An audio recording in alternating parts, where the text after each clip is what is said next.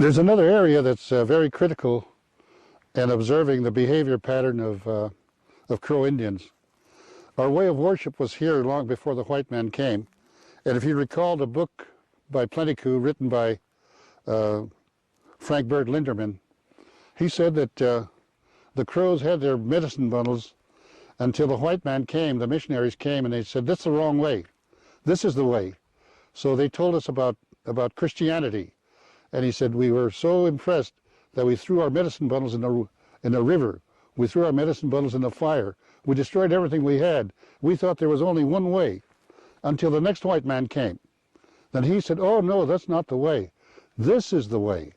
So we jumped to that one. And then he said, we did that for a while. Then the third white man came. Then he said, "Oh, no, that's wrong. This is the way." It turned out that they're from different churches, and they said, you can only have one religion. That's contrary to the Crow way of worshiping, because the ethic of Christianity, which says you can't be a Catholic and a Baptist both, you got to be one or the other, no other, that does not exist among the Crow. I'm recalling Father Prando's journal, where he said, on this day I baptized 111 Crow Indians, suggesting that he converted 111 Crows. Then he goes on to note that these same 111 Indians would come back every Sunday. He was very proud of that. It was in his journal.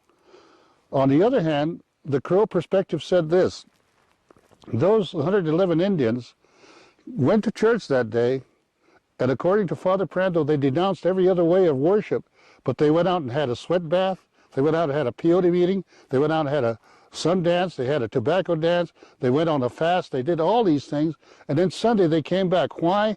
Because they liked those little medals that they gave. They shaped them into earrings and necklaces and so on. And then also the people liked that hard candy, because those early Jesuits used to have crates of hard candy that was collected by the rich people and sent out to the missions so they could give it to their parishioners. Anyway, having said that, the different ways of worship among the Crow have high priority. So there might be an examination coming up, but there'll be a sun dance, there'll be a tobacco dance, there'll be a peyote meeting, there'll be a sweat bath this afternoon. They'll go to that. And it's just like Sunday to them. It might be Tuesday, Wednesday, Thursday, any day. But when there's a ceremony, this is the way they live, they'll go there. On the other hand, the Christian types will do the same thing. They have prayer meetings that mixes Crow way with the Christian way. And it's a little bit out of kilter with both sides, but it's a combination. And they become very fervent.